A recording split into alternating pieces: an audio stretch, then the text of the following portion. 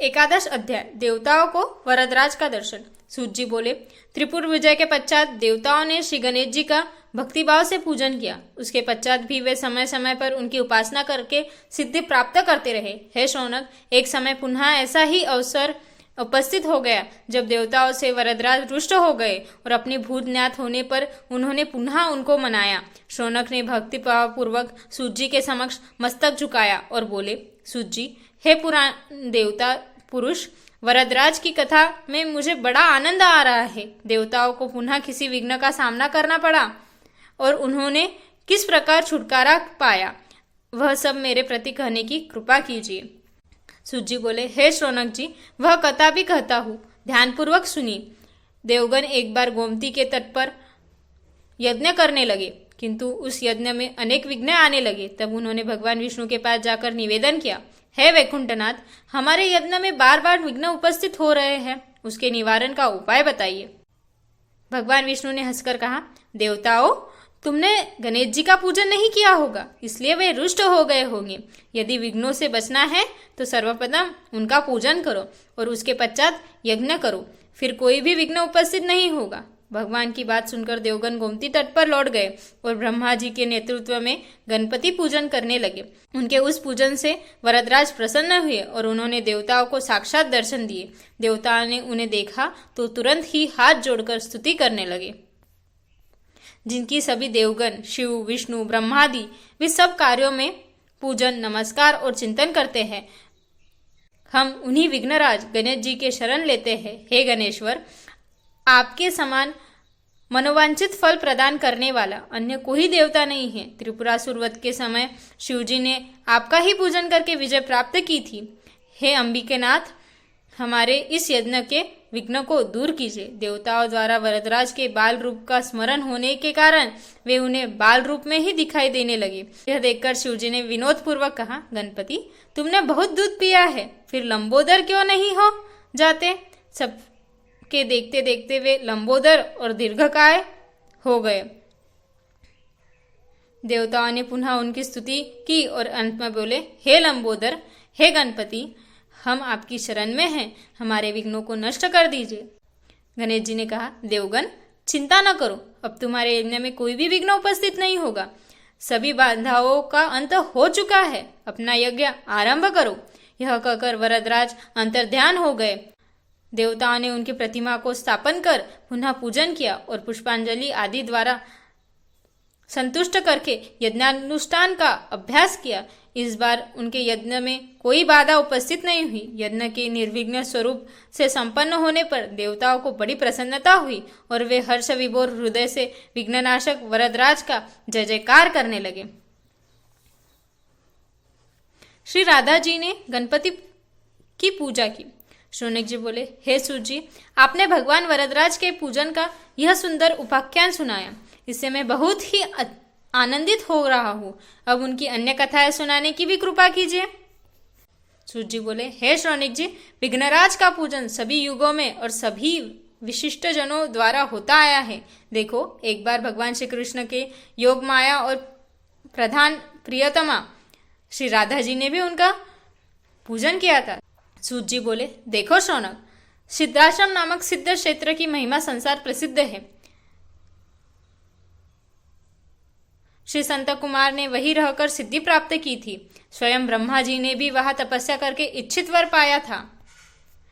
इंद्र भी वहां तप करके सिद्ध प्राप्ति कर चुके हैं। वहां भगवान गणपति का निवास है। एक बार वैशाख पूर्णिमा के पुण्य अवसर पर माता पार्वती और पिता महेश्वर के साथ गणेश जी सिद्धाश्रम में ही थे। इस अवसर पर ब्रह्मादि सभी देवगण, ऋषि, मुनिगण, चारण, सिद्ध, गंधर्व आदि गणपति पूजन के लिए उपस्थित हुए। उसी पुण्य अवसर पर सब प्रमुख द्वारका वासियों के साथ भगवान श्री कृष्ण और ब्रजवासियों के साथ नंद जी भी वहां आए थे। गोकुलवासिनी गोपिया के साथ श्री कृष्ण की प्राण वल्लभा श्री राधा जी भी वहां आई थी। उन्होंने स्नान करके शुद्ध वस्त्र धारण किए।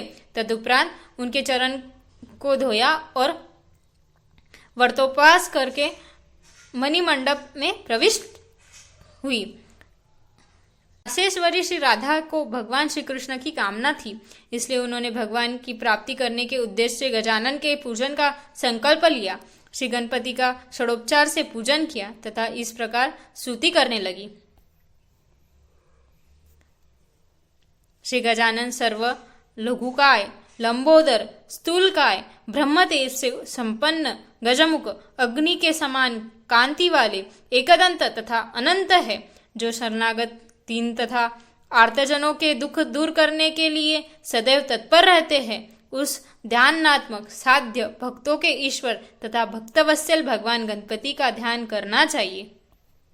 इस प्रकार ध्यानादि करके श्री राधा जी ने विधिवत पूजन आरंभ किया।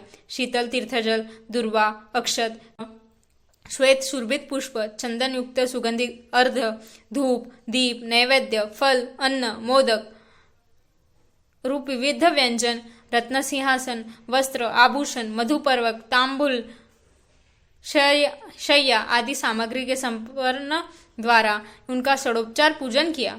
फिर निम्न मंत्र का 1000 बार जप किया। ओम गण गणपते विघ्न विनाशिने स्वाहा। जप करने के पश्चात उन्होंने दशांश हवन और ब्राह्मण भोजन कराया तथा उसके बाद राधा जी के नेत्र प्रभु वियोग में अश्रुपूर्ण हो गए। उन्होंने गदगद कठन से श्री गणेश जी का पुनः स्तवन किया, जो भगवान गणपति परम धाम रूप, परम ब्रह्म, परेश, परमेश्वर, विघ्न विनाशक, शांत, शिष्ट, मनोहर और अनंत है। सिद्धेश्वर आदि जिनकी स्तुति करते हैं और जो देवता रूप कमल के लिए सूर्य रूप मंगलों के घर है, उन परात्पर श्री गणेश जी की मैं वंदना करती हूँ। इस प्रकार श्री राधा जी ने विघ्न विनाशक स्तोत्र का उच्चारण करके श्री गणेश जी को प्रणाम किया।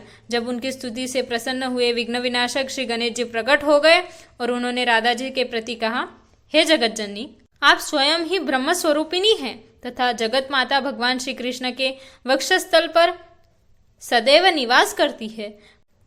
वस्तुतः आपके द्वारा किया गया यह पूजन और स्तोत्र तो लोक शिक्षा के लिए हो सकता है। माता, आपने जो जो वस्तुएं मुझे समर्पित की है वे सब ब्राह्मणों को दे दी जाए, क्योंकि उन्हें देने से भी सभी वस्तुएं अनंत हो जाती है।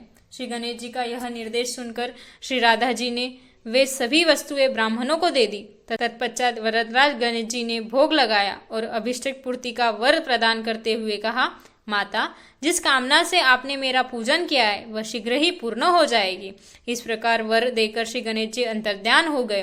तब राशेश्वरी ने वहां जाकर पुनः वरदराज का पूजन कर अभिष्ट प्राप्ति किया। हे शौनक, तुमने गणेश जी के विषय में पूछा, वह मैंने बता दिया। अब और क्या सुनना चाहते हो?